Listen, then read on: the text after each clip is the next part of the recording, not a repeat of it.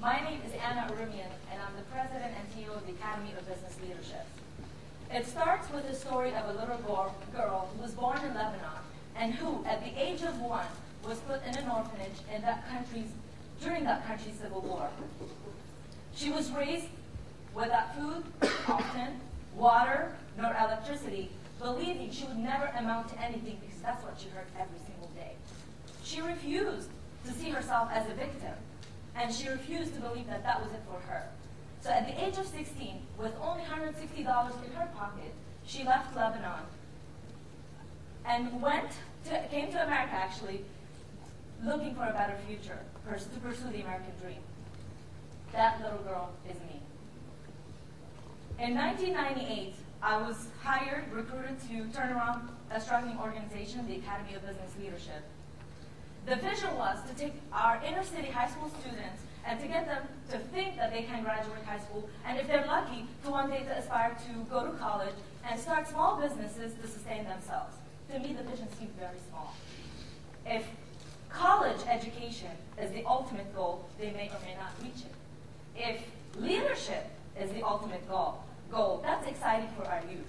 So our mission at the Academy of Business Leadership is to help prepare our future CEOs, entrepreneurs, and civic leaders of America and the world out of kids who have a marginal GPA. Their average GPA is actually about 2.0.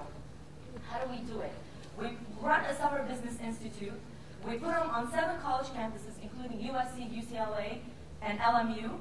We run a program that runs for 7 weeks, 5 days a week, Monday through Friday, 8 a.m. to 2:30 p.m. We hire MBAs from Harvard Business School, Marshall, Anderson, to teach them. And we focus on 7 core values: entrepreneurship and social leadership. We have graduated about 2,400 students from our Summer Business Institute, and through our year-round programs, 75,000 students. Now, we have achieved tremendous results. 100% of our kids graduate from high school, and 99% of those go on to colleges and universities nationwide. To give you an idea, one of our students, Christian Alvaran, came to us with a 1.9 GPA, could not even get into Cal Poly Pomona. After 7 weeks alone, she is now at Princeton University. I'm here today to ask for your help. In order for us to expand our programs, we need to raise $50 million, and we will be working with a nonprofit financial fund to roll it out to 10 cities. In order to see and foresee the future of a country, all we have to do is to look at its youth. Where will our nation be? Will you join me today and join Bank of America, Merrill Lynch, Southern California Edison, in helping ABL prepare our future leaders now? Thank you very much.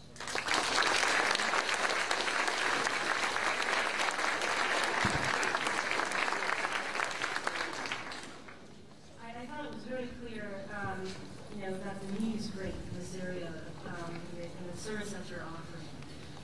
The one area, we started off with a personal and passionate story that just at least brought me in. And I think that's a very effective method of communication.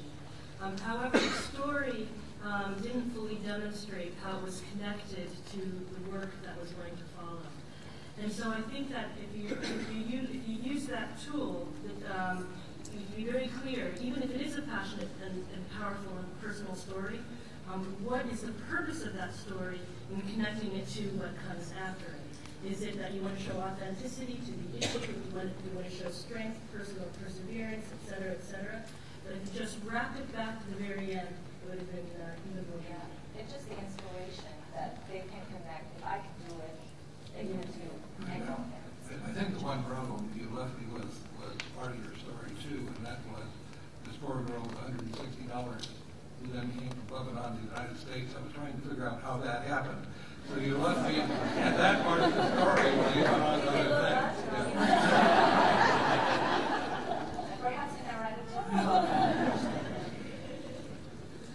I think I agree with both Bob and Kathy on this point. I think actually, because you're quite passionate about it, and I think what you have here is an incredibly compelling model, but I'm not totally sure, because what I would like to have heard more of, you've taken a little bit of that time up front and instead walked us through how this young woman got from a 1.9 GPA to going to Princeton. I mean, I was like, how did that happen? And so I wanted to know what in your program, how did you get her from where she was to Princeton? Because that would have given me a very clear picture of the value proposition of the model that you